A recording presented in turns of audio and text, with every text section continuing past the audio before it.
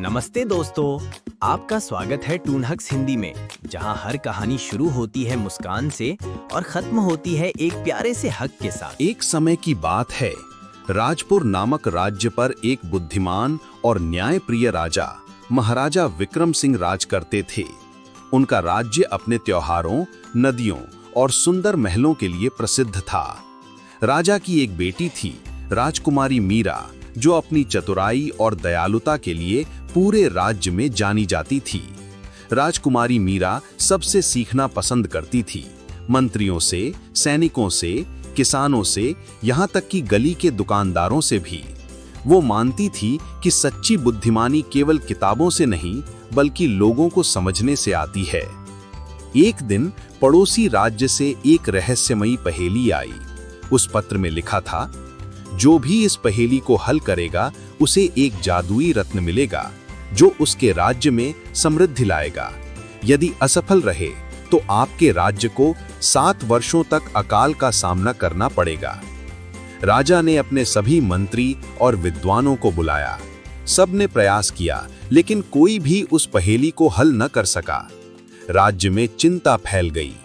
महाराजा विक्रम ने कहा, यह पहेली बहुत कठिन है, शायद हमें अपने राज्य से बाहर किसी की मदद लेनी होगी। तभी राजकुमारी मीरा आगे बढ़कर बोली, पिताजी, कृपया मुझे प्रयास करने दीजिए। मेरा मन चुनौतियों के लिए तैयार है और मैं असफल नहीं होऊंगी।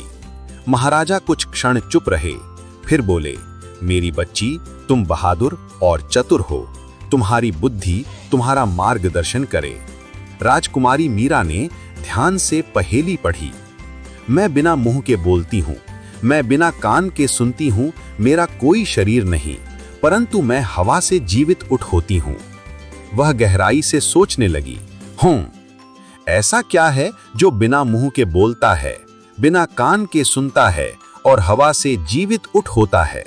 वह महल के बाग में टहलने लगी। उसने पेड़ों, नदियों और पक्षियों को देखा। अचानक उसके चेहरे पर मुस्कान आ गई। हाँ, इसका उत्तर है प्रतिध्वनि या एको।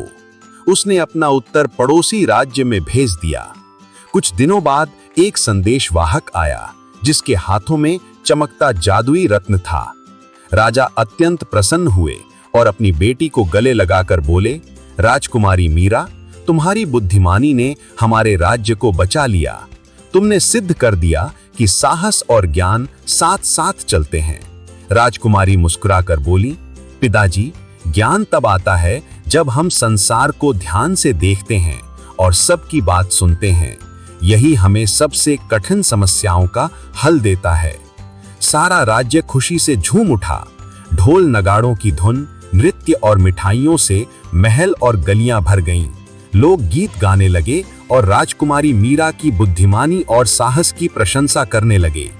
उस दिन से राजकुमारी मीरा राजा के निर्णयों में सहायता करने लगी, जनता का मार्गदर्शन करने लगी और बच्चों को सिखाने लगी कि सच्चा धन ज्ञान और दयालुता है।